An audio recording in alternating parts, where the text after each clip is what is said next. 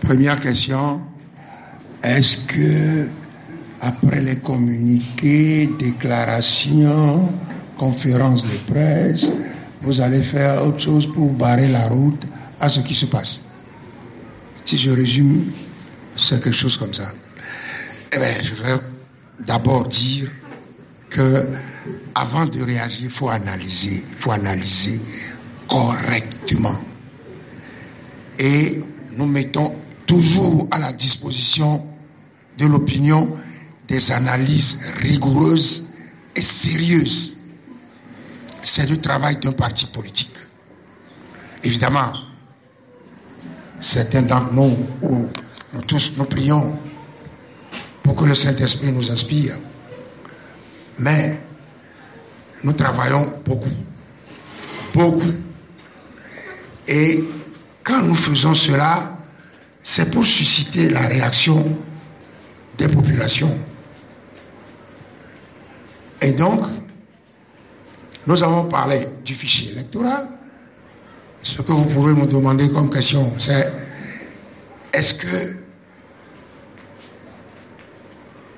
vous avez demandé la poursuite de l'enrôlement dans la zone maritime où le recensement a été stoppé, alors qu'il y avait des gens dans les files d'attente? Est-ce que vous n'avez pas obtenu gain de cause? Non. Mais est-ce que nous avons raison de demander la reprise? Puisque la loi dit que ont le droit de se faire enrôler des Togolais âgés de plus de 18 ans, et donc des Togolais. Il y a deux conditions, être Togolais et être âgé de plus de 18 ans. Est-ce que la CENI peut violer la loi? Non. Est-ce que nous avons les forces armées pour obliger la CENI à respecter la loi? Non. Il revient dans un régime républicain aux institutions de fonctionner normalement. Donc, la question ressemble à un reproche de vous dénoncer, vous communiquer, vous déclarer, mais vous n'obtenez jamais gain de cause. Qu'est-ce que vous comptez faire cette fois-ci? Bien, et la même question, ce que j'ai dit sur le recensement est encore plus grave sur le découpage électoral. Analyse méticuleuse. Tout le monde a lu ce que nous avons fait avec des graphiques. C'est notre devoir de le faire pour expliquer. C'est pour permettre aux Togolais de réagir en toute connaissance de cause. Maintenant, qu'est-ce que nous allons faire? Parce que ce qui se présente là, on ne vous l'a pas encore dit, c'est un changement de régime. Il y a des gens qui se croient plus intelligents que les autres. Pour moi, c'est des ruses minables. On peut s'adosser à une armée et puis faire des choses.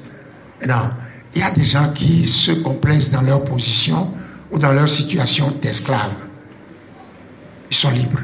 Il y a des gens comme nous qui n'accepteront jamais ce que fait le régime RPT UNIR de nous considérer comme ses esclaves. Quand il fait 2 mandats, son père, parole de militaire, a dit « Je ne vais pas modifier la Constitution ». Il l'a modifiée. Il l'a modifiée pour que son fils devienne président de la République. Son père l'a fait, lui aussi. Il finit ceci, il fait modifier tel article de la Constitution. Mais jusqu'à quand? Il veut le faire indéfiniment. Non, il va cesser cela. Et je pense que c'est la dernière connerie. C'est la dernière connerie qu'il est en train de faire. Et je mesure bien mes mots. Donc, qu'est-ce que nous comptons faire? Comme d'habitude, Vous êtes un peu pressé? Non. Il y a des discussions entre nous.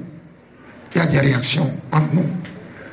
Mais vous verrez très bien ce qu'on fera. Moi, je vous répondrai toujours comme ça, jusqu'à ce que je ne fasse plus la politique. Parce que je ne peux pas répondre à cette question-là. Est-ce que vous continuez en dehors des manifestations? Non, en dehors des communiqués, déclarations, condamnations, dénonciations. Qu'est-ce que vous comptez faire? Bon, nous comptons faire.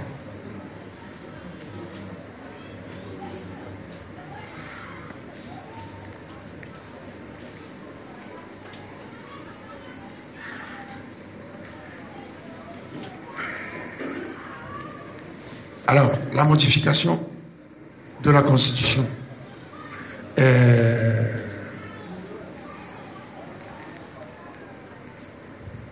Qu'est-ce qui est modifié? Qu'est-ce qui est modifié?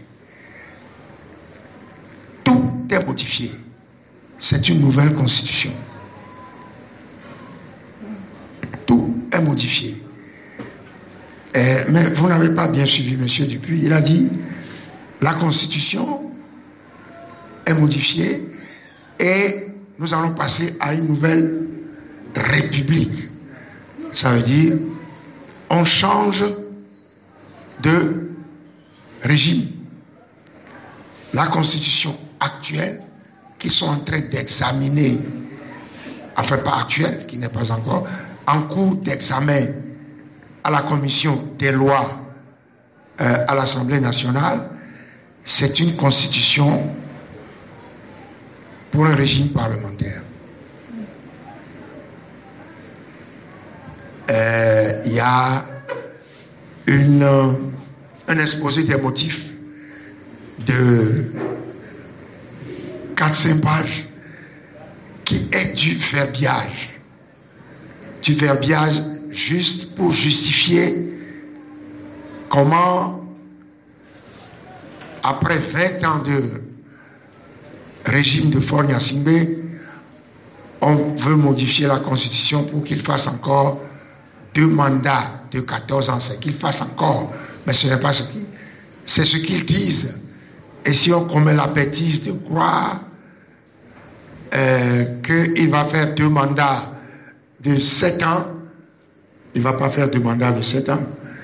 Il va, après ça, peut-être qu'on nous proposera, il vaut mieux qu'on soit en monarchie parlementaire. Donc, M. Faure Gnassingbé sera le roi du Togo et non. Je crois qu'il faut mettre un terme à cette plaisanterie de monsieur et Arima Gnassingbé qui continue par celle de M. Faure Gnassingbé. Il faut mettre fin à cela. Donc, la Constitution en cours d'examen propose de passer d'un régime présidentiel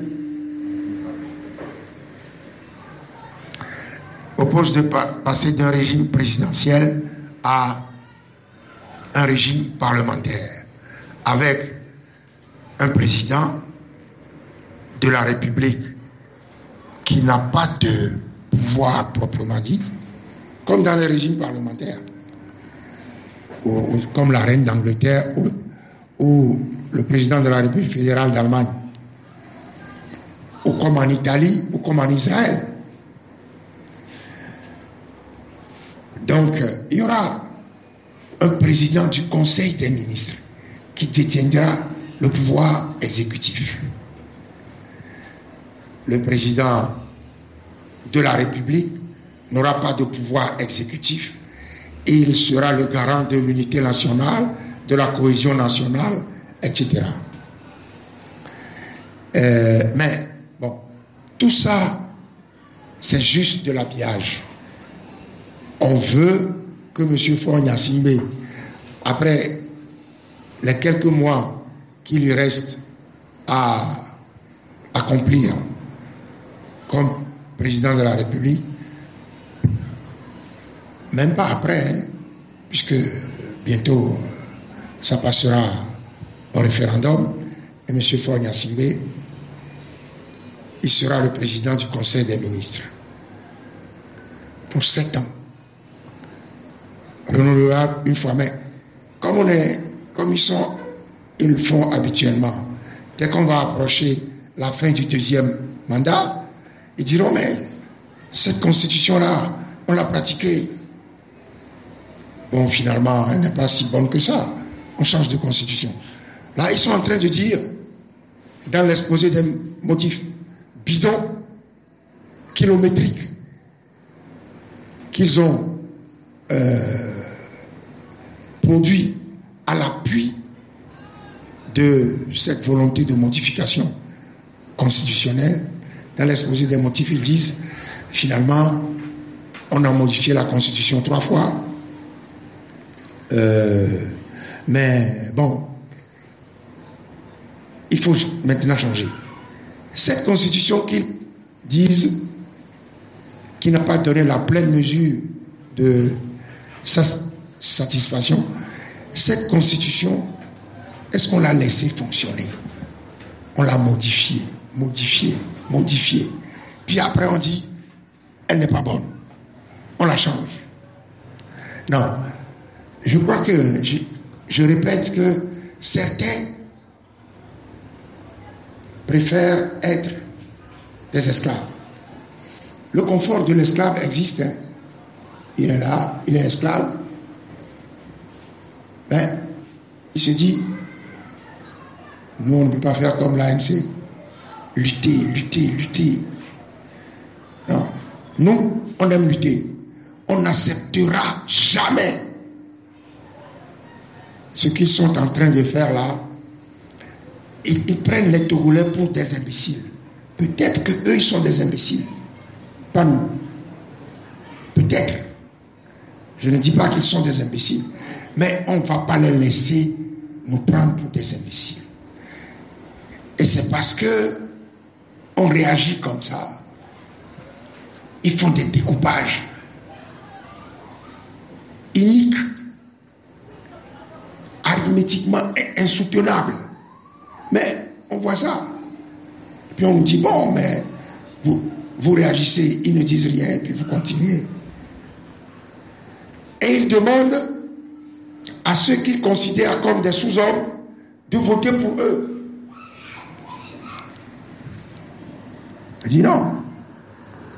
Les zones sous-représentées à l'Assemblée nationale sont des zones dans lesquelles vivent des sous-hommes.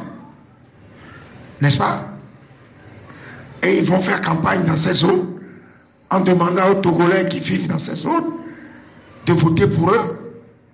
Mais il y a quelque chose qui ne va pas au Togo. Moi, j'ai dit, et nous disons toujours à l'ANC, ce régime est un régime militaire à façade civile. Un régime militaire clanique, tribal, à façade civile. Ce n'est pas parce que vous avez des ministres civils que le régime n'est pas militaire. Un régime adossé à l'armée. Donc, la question, qu'est-ce qu'ils ont changé? Ou qu'est-ce qu'ils sont en train de changer? Tout. Ils disent que c'est mauvais.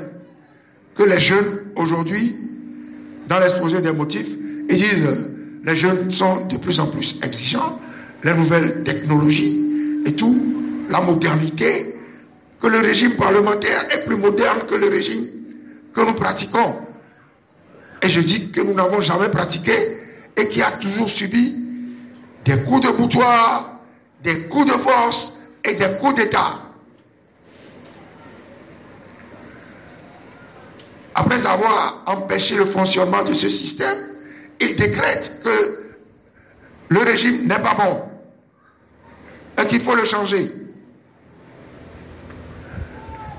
Évidemment, pour prétendent remettre le compteur à zéro pour que M. Faure Gnassingbé puisse prétendre légalement, légitimement, refaire d'autres mandats. Non. Non. Ils n'auront jamais l'accord des Togolais. Et nous allons nous employer pour cela. Question. Alors, est-ce que nous sommes surpris? Non. Nous avons en face de nous des gens qui manquent de dignité. Ils ont décidé de faire la politique. Ils ont décidé que la politique n'a pas besoin de dignité. Nous disons que la politique a besoin de morale et la politique a besoin d'être pratiquée dans la dignité. Et nous n'accepterons jamais ce qu'ils sont en train de faire. Donc, nous ne sommes pas surpris. Oui, des gens qui font des découpages avec où des zones ont un quotient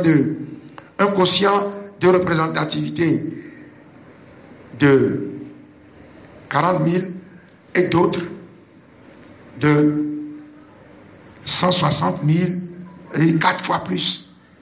Et vous allez me dire, est-ce que vous êtes surpris par ce qu'ils font? Non. Parce qu'ils ne respectent pas l'homme. M. Faure Gnassingbé ne respecte pas les Togolais.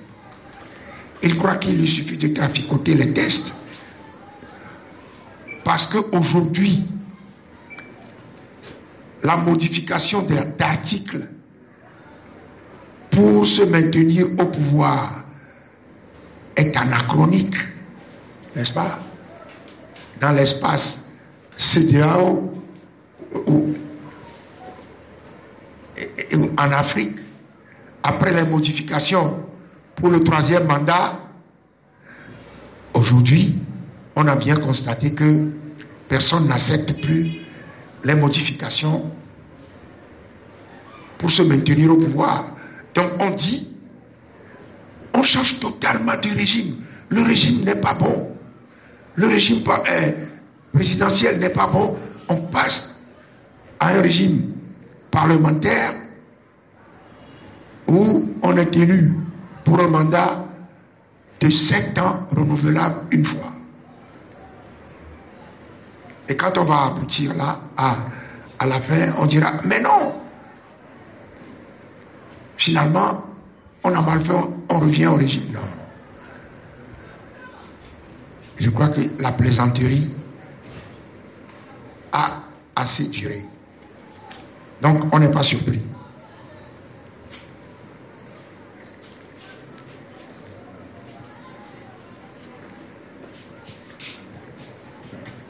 C'est une question là.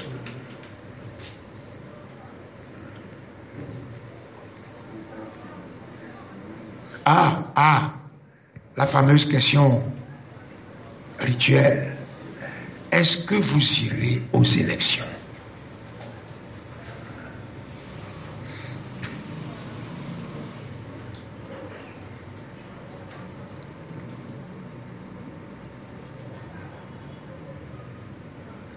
Est-ce que je dois lui répondre?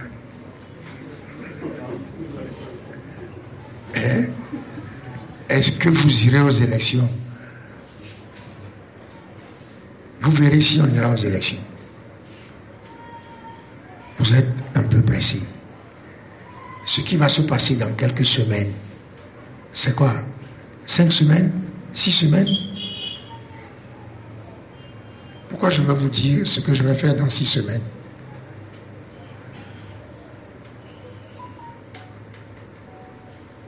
J'appelle votre patience. J'en appelle à votre patience. Et si vous êtes un peu patient, vous verrez si on ira ou non. C'est dans 6 semaines. Le 20 avril, on est le 15 mars. C'est dans moins de 6 semaines. Donc, vous verrez bientôt. Voilà.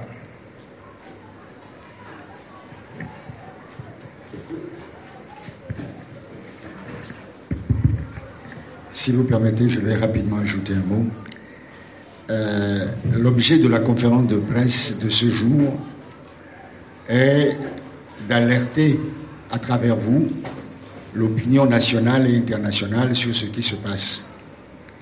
Vous avez une Assemblée nationale qui est en fin de mandat depuis le 31 décembre 2023, qui décide de modifier la loi fondamentale.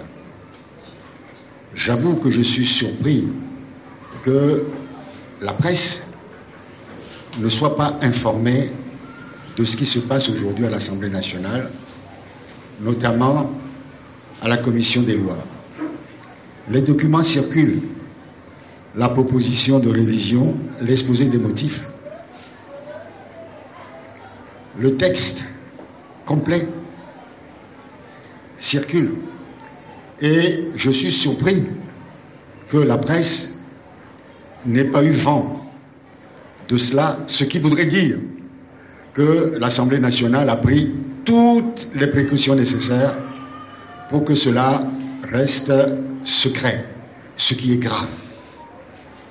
Au lieu d'informer les populations, d'informer les partis politiques, pour qu'ensemble on puisse discuter de cette éventuelle modification, parce qu'en réalité il ne s'agit même pas de modification, de la réécriture de la Constitution, un changement de régime, c'est grave, surtout en période préélectorale. Contrairement aux directives de la CEDEAO. Et vous savez que dans le projet, dans la proposition de loi, il n'y aura plus d'élection présidentielle au Togo. Le président sera élu par le Parlement et le président du Conseil sera également élu par le Parlement. Donc, si cette proposition de loi passe, il n'y aura pas d'élection présidentielle en 2025. C'est là, c'est écrit. La proposition date du 26 décembre 2023. Donc, le président national de l'ANC a tenu à vous informer pour que vous aussi, à votre tour, vous puissiez informer les populations pour qu'elles se réveillent et se mobilisent pour empêcher cette forfaiture. Je vous remercie. Je vais revenir à la question. Vous savez, s'il vous plaît, nos déclarations liminaires, c'est pour lancer la conférence de presse, mais c'est également pour aider à la compréhension de ce que nous disons. Donc, lisez-les avec beaucoup de sérieux et tirez-en la substantifique moelle. Nous avons parlé de ce que j'appellerais la jurisprudence sénégalaise. Ouais. Dans la constitution sénégalaise, on dit que le président de la République reste en fonction jusqu'à l'installation de son successeur.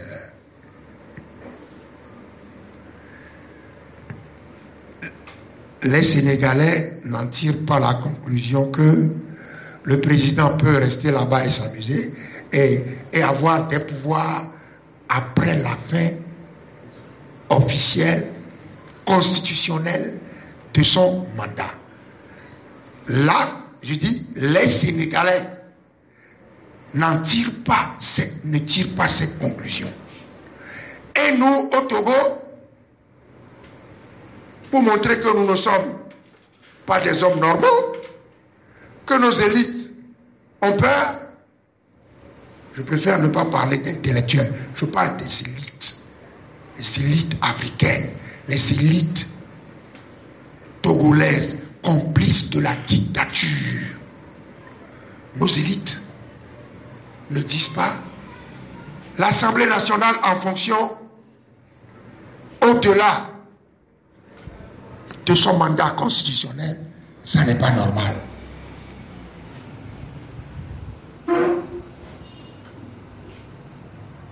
Vous avez vu les Sénégalais, l'homme de la rue, les élites, les intellectuels, les professeurs de droit, les élites.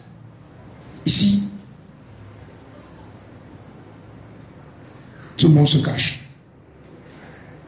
Et je dis, si on revient à la Constitution togolaise et au mandat de l'Assemblée nationale, l'Assemblée nationale, son mandat est expiré. C'est fini. Ils sont là-bas. Mais ils sont là.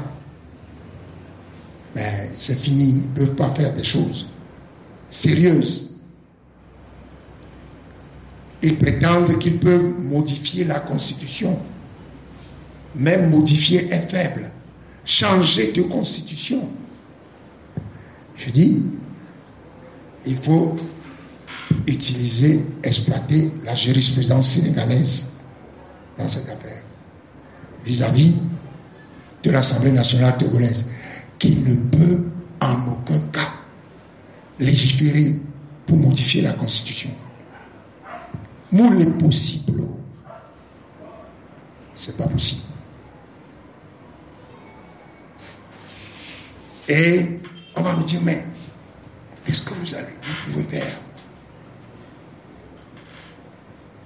Au moins, nous mettons entre les mains de tout le monde les arguments nécessaires au combat qui s'annonce. Les arguments nécessaires au combat qui s'annonce. Si eux, ils ne réfléchissent pas, je l'ai déjà dit ici, nous, on réfléchit. Parce que nous sommes tenus, obligés de réfléchir pour les combattre.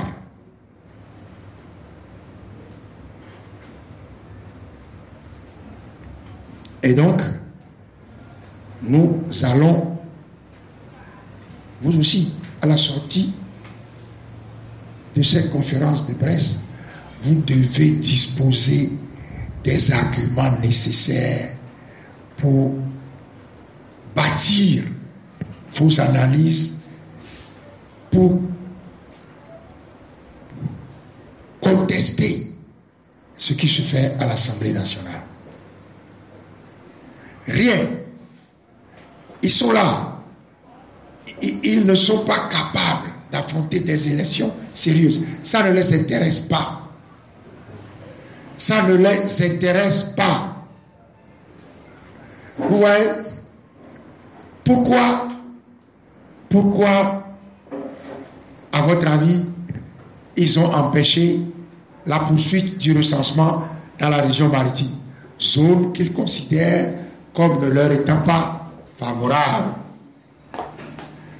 C'est pour minimiser le nombre d'élus de l'opposition dans la perspective de ce qu'ils sont en train de faire.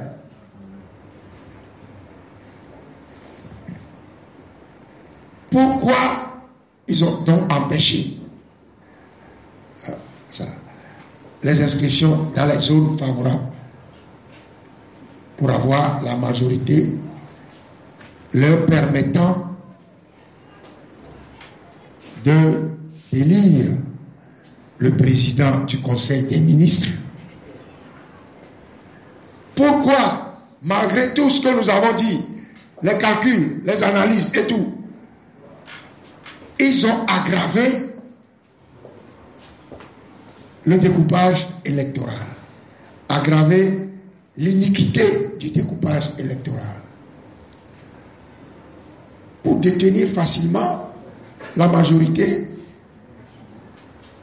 pour se faire élire facilement dans les zones qu'ils estiment leur être favorables.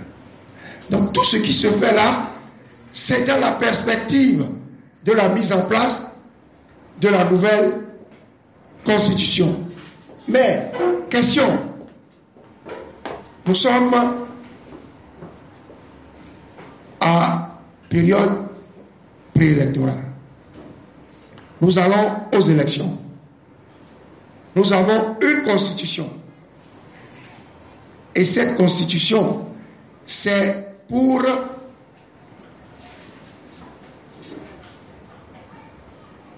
mettre en œuvre les dispositions de la loi et les dispositions de la constitution actuelle. Nous allons aux élections pour mettre en œuvre les dispositions de la constitution actuelle. C'est ce moment-là qu'ils choisissent pour modifier la constitution. Mais à quoi va servir? À quoi vont servir les élections législatives? Est-ce que je me fais comprendre? Non. Il y a une constitution qui organise et qui encadre les pouvoirs que vont détenir les vainqueurs des élections. Et c'est pour mettre en œuvre cette constitution et les lois qui sont là que nous allons aux élections. Et ils changent la loi. Ils changent la constitution. À quoi vont servir les élections? Non. Si eux, et ils ont mis dans l'exposé des motifs, verbiage, alignement de mots, verbiage. Après, vous direz que M. Fabre, laminé à l'élection présidentielle, il ne craint pas personne. N'est-ce pas? Mais Fabre parle, il explique. Il réfléchit beaucoup. Mieux que ceux qui prétendent, ce que vous prétendez l'avoir laminé. Je lis beaucoup, hein. Je lis, je vous lis. Je vous lis. Et je ne m'amuse pas. Vous savez, ça s'appelle une énorme blague. Ça s'appelle une énorme blague. J'espère que les Togolais vont y mettre fin bientôt. J'espère que M. Faure-Gnassingbé est en train de donner aux Togolais le fouet avec lequel ils vont lui infliger la correction qu'il mérite. Voilà. Et souvenez-vous de la jurisprudence sénégalaise. Quand on est en fonction, en attendant, quand votre mandat a expiré, que vous demeurez en fonction, attendant l'installation de votre successeur, vous ne pouvez rien faire. Rien. Juste un petit mot, avant de passer aux autres questions. En réponse à la question de savoir si on va aller aux élections ou pas, je vais vous renvoyer à la fin de notre liminaire. Le liminaire dit « Les prochaines élections législatives et régionales offrent une nouvelle occasion pour mettre fin à ce régime clanique et tribal. » Ça veut dire que l'ANC appelle les populations à aller voter massivement pour mettre en échec ce régime. Merci. Bon. On reprend une nouvelle série de questions.